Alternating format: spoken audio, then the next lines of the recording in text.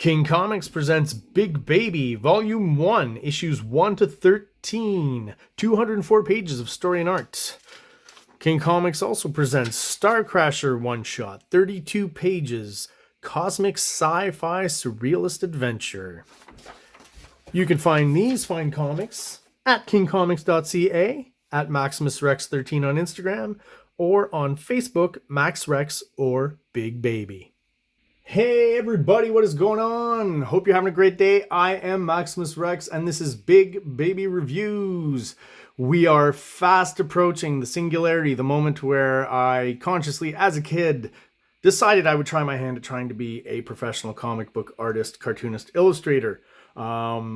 So, this is the issue right before. Next episode will be the issue, the singularity. So this is the last one just before that. So again, I'm living in Victoria at this point. I'm buying comics at the Canucks, which is like a corner store on a military base. My dad's in the army, so we live in PMQs, which are basically housing, made available to the military. So at this point, I've looked at the Marvel Universe cards a little bit. I definitely know who Wolverine is, what he does, what he's good at, all that stuff, Sabretooth I know a little bit about. I've seen Cable in the cards and stuff, but this is my first exposure to Cable. It's not any Rob Liefeld stuff. I may have seen it incidentally back then, but I didn't notice it. I kind of missed all the New Mutant stuff. I really kind of hit hard with X-Men #1, which is coming, but again, next episode will be the Singularity issue.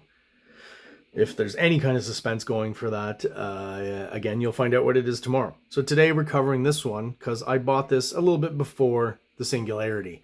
So this is Wolverine 42, late July, if I'm not mistaken. This is probably 1991. So late July 1991, I am 10 years old. I would find out later, I didn't really know this, you figure stuff out as you start collecting, that late July means that, this guy at this point, this is Marc Silvestri, great artist. He's cranking out 2 issues a month like this, okay? And when we look at the artwork inside, I'm going to point out a few things. I can use the cover to do that, and then I'll give more details when I'm going in there. But Marc Silvestri, great artist who drew the X-Men and then moved on to this series, Wolverine. I have the whole run. It's like some of the greatest artwork. I really think it's great. He's very influenced at this point still by Buscema. I don't know why his name escapes me. His first name escapes me right now. John Buscema. And you can still see some of that, and you can still see him working in some more modern influences. Like I look at this cover, I see a little bit of Mignola in there, here and there, in the line work and the darks, the black spaces being used to create contrast and stuff. But I still think he's doing more of a classic illustration kind of style. And slowly, what's going to happen with Marc Silvestri, he's going to morph into a bit of this and a bit of mixing that with Jim Lee's kind of slick 90s look, and I just find that artwork a little less interesting. Still kind of nice to look at, but there's just something way more dynamic and tactile about what he's doing here. And also, again, the fact that he's drawing 2 issues a month, that's crazy, and keeping the level of the artwork very high. This cover, it's honestly not even the greatest cover, I think, and it's a great cover. It's nice, but it's not even the best art. The best art is inside this issue. So let's crack her open. Right away, bam, splash page, Sabretooth, Wolverine, underwater. I don't know this, but I'm in the middle of a storyline that's already started. I kind of figured out as I'm reading this comic, oh yeah, of course, not each comic is one story. These are the little things you're starting to figure out, right? So I'm really just in the middle of a storyline here, but it's a great shot to get me interested, and later on I would seek out the other issues to finish and read the storyline. So real quick, the credits. Larry Hama wrote Wolverine for a long time and a lot of good stuff. It says script, which is odd. I'm assuming he wrote the whole story. Marc Silvestri, breakdowns, Dan Green finishes. So what that implies with breakdowns is that Silvestri is probably drawing a little bit looser. and not finishing stuff off in the pencils quite as much, but it still very much looks like Silvestri. So there's just something about the tandem here that works really well together. Sometimes you get this, third artist when two guys kind of meld really well, where you can kind of feel both of them, right? I think that's a little bit of the situation here, but I do think definitely Dan Green is a perfect inker for Silvestri and his style and the way he's drawing at this point, right before Image. Even those, the first and second, if I'm not mistaken, Cyberforce issues, I feel it's like in the third one where he starts kind of really leaning into the Jim Lee-ish kind of textures and finish and stuff, right? Look at that. That's very cartoony, but it totally works. Right away you understand they're underwater. All this stuff as an artist, great, simple, quick details, like super productive when you're doing this because it's fast, but super effective. So that's what you're looking for. I'm going to have to, like, any underwater scene I draw, I'm going to have to rip this off. All right, so just offhandedly kind of introduced to Cable, right? So again, I have no idea who Cable is. I have no idea who this little girl is. And, reading the story, as you can see, the art, quickly drawn, for sure. I get it, but so dynamic and so, like, just the proportions, everything. The effects, how he, does the storytelling here. The water's trying to bust through the door, like simple, effective. Drawing really fast, probably, spending, 12 hours a day drawing if he's doing 2 issues a month. And yet, again, what's the important stuff is it's super effective and you understand what's going on. Even the way the claws come out here, this is a quick panel to draw, right? But it's great. It's a great panel. It's a great storytelling panel. It's very effective. So more of the artwork, super awesome here. I like this kind of cartoony bit where he slaps the girl off. And I'm like, oh my God, he slapped a kid, as I'm first reading this. And then this kid pops her head off and throws it at Cable. So this is one of those surreal moments as a kid where I'm getting used to comics language and what can happen in comics. And at this point, when I say comics, I mean superhero comics, American comics, and then more specifically, I guess, Marvel comics. This is like so odd to me. Right? It's very surreal, As a kid, now I get it. It's not anything that hasn't been seen before, but first encountering it, the fact that it's a little girl like this, it's a little unnerving. I don't know if it's a little bit of child's play, but yeah, so I figure out that the little girl's a robot at this point. So I'm a little more relieved of the fact that Cable slapped her, but at the same time, I don't know if Cable knows that, right? I can't remember if he does or not. I always thought this was great. Again, great storytelling, super funny. Just the head biting, like, I don't know, the way he pulls it off here, it's so effective, It's ridiculous, but menacing at the same time. I really like the sequence here. And the body catches the gun. Cartoony, dynamic. Again, there's something to be said about the fact that he's probably going really fast. Great shot of the body here. It would have been nice to see, like, the fact that it's headless, but, you could assume the head's on the other side, but if you flipped it.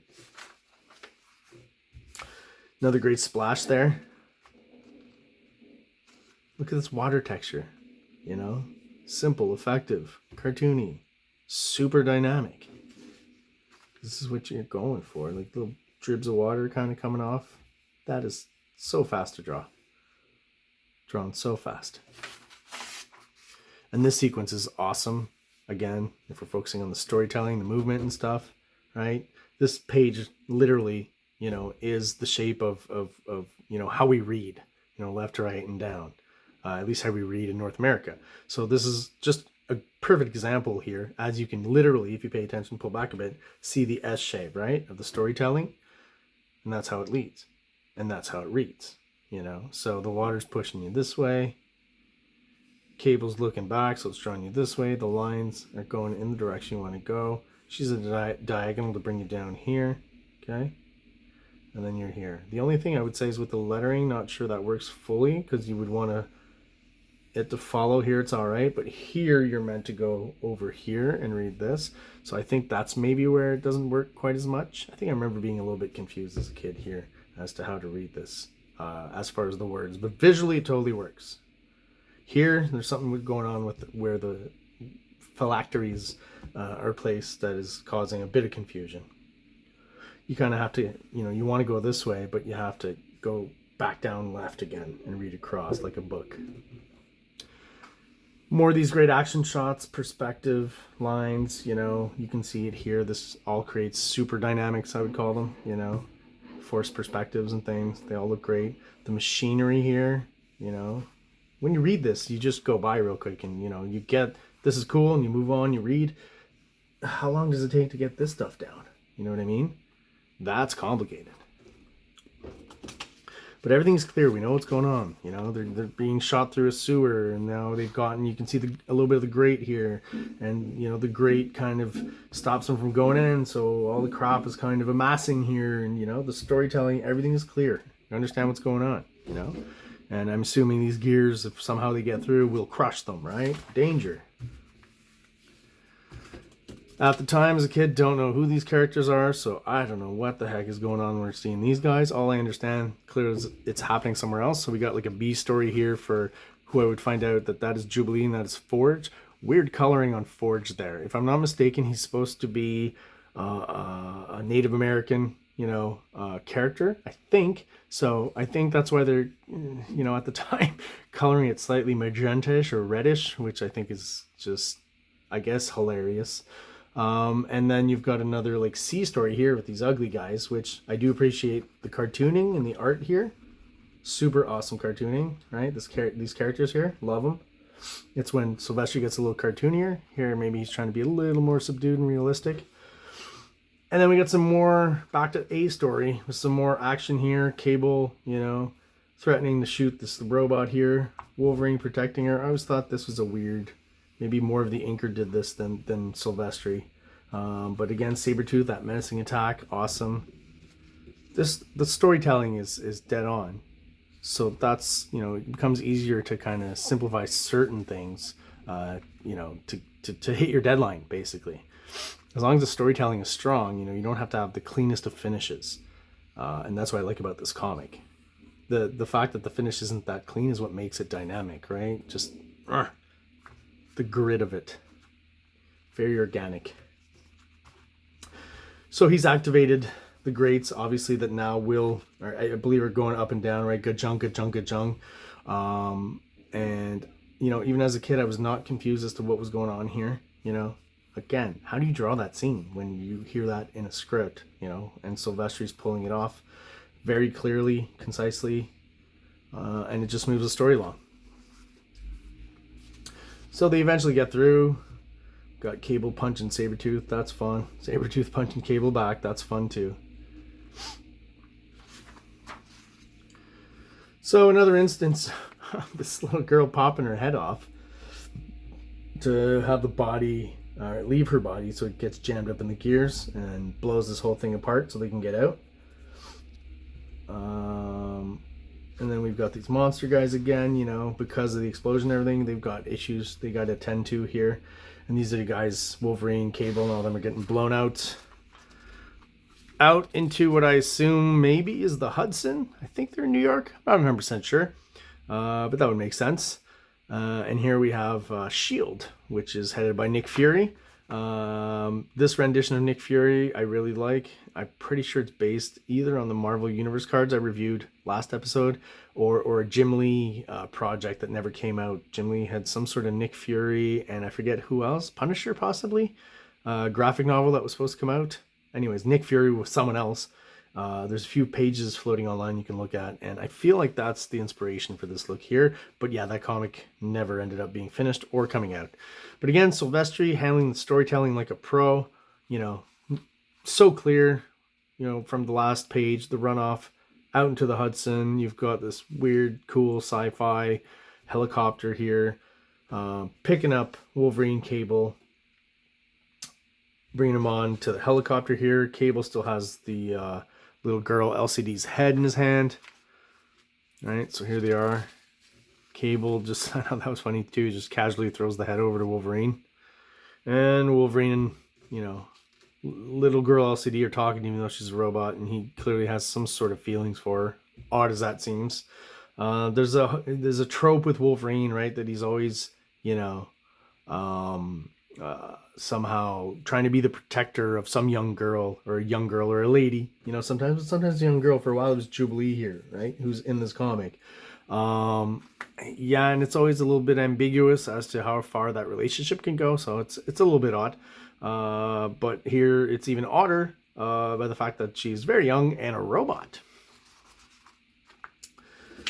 So Sabretooth, all of a sudden, just like I think 3 more times in this comic, you know, they think he's subdued and he just comes back. And you get kind of the same shot again, Sabretooth versus Wolverine, which is cool. I mean, we already got 2 splash pages, so we're just getting the top panel here. We're not wasting too much real estate on it. And, you know, another Sabretooth Wolverine fight. As a kid, I'm like, oh my god, but I know now that nothing really is going to happen here. And this is around the time, this is a weird kind of storyline thing, but Sabretooth was claiming that Wolverine was his son, right? So I don't know if this is the first instance of it, but, you know, you've got Cable here trying to pull Sabretooth away from Wolverine. The fight's over, Furface. Not yet by a long shot. Not till I tear out my son's throat, right? And what? You know, and I was just very confused at this point because I had no idea. I didn't think in any way that Sabretooth was related. I don't think it was hinted at in the comics yet that he was related to Wolverine somehow, but I guess this might be the first hint of it. And so you got the same shot kind of mirrored here where LCD here chomps down on Sabretooth's neck, right? So kind of the same, basically what he was about to do, she finishes. So I think that's kind of a clever bit of storytelling there. The same, keeping that same kind of, almost same angle and composition, right? Moving the story along in a clever way. That's a good way there. It's almost a visually kind of an Alan Moore thing that he does a lot in his writing, from one page to the next, or from one transition, from one scene to the next, he'll do that. So yeah, what ends up happening is, you know, Sabretooth falling out of the helicopter and LCD's head is still attached to it, you know, Wolverine trying to get it, but didn't happen. So yeah, Wolverine sat over a little robot girl's head, falling into the Hudson. Again, I'm assuming it's the Hudson. Some waterway in the surrounding area, New York area. And what happens here? Sabretooth underwater, has the head, you know, she's talking to him underwater. She knows, you know, she says, go ahead and quash my head. That's right, she's got that speech impediment to make her sound like she's very young. I hope you cut yourself on the broken pieces, right? So clearly she feels him tugging, trying to split her head open. And then, oh, gah, something happens. And we don't get a Wolverine schnicked. We get a schnecked, okay? Now, I guess that's to imply that this is not Wolverine, but as a kid at that point, I don't know about schnick, the difference. So I think it's Wolverine. It certainly looks like Wolverine, right? And because I haven't read the previous issues, I don't know that this is some sort of robot clone of Wolverine, right? He was in the prior issues in this storyline, but I haven't read that as a kid, so I have no idea who this guy is. So I'm like, it's some robot guy who looks like Wolverine, or is that Wolverine? I'm not really understanding what's going on at this point with this issue. That's why, originally comics was a huge mystery. There was a lot to learn when I started collecting a little more seriously as to who's who and what's going on, and and catching up on storylines and things. Again, the Marvel Universe cards definitely helped a bit, but then the actual storylines of the comics I was buying at the time, I then later had to go to comic shops as I discovered them, because at this point I don't even know comic book shops exist, right? That's why I'm buying those comics at the corner store, the Canucks in Victoria, Esquimalt more specifically. So you've got Wolverine mad at Nick Fury, typical kind of trope. You see this a lot, and then Nick Fury just kind of apologizing, saying, "Listen, man, just have a cigar and chill out." And yeah, LCD being reignited with the help of this robot Wolverine. So I'm really perplexed at the end of this issue, and that's kind of what I'm left with. I'm pretty sure I started collecting Wolverine at least for the next few issues up until about 50, or when Image Comics kind of get started up. So again, starting next episode, it's kind of a whole cyclone of comics at that point, because I start discovering, really quickly, artists that I like, and being specific about artists, and knowing about their tics and their differences and their stylistic differences, right? And becoming more conscious of it. And again, next episode, we are looking at the Singularity, my Singularity. So the issue that really convinced me to really start, drawing like a maniac, and hopefully eventually being able to create, become a cartoonist and create comics of my own. Thank you so much for watching. I really appreciate it, and I hope to see you next episode. As I've been hyping it up, it is the Singularity.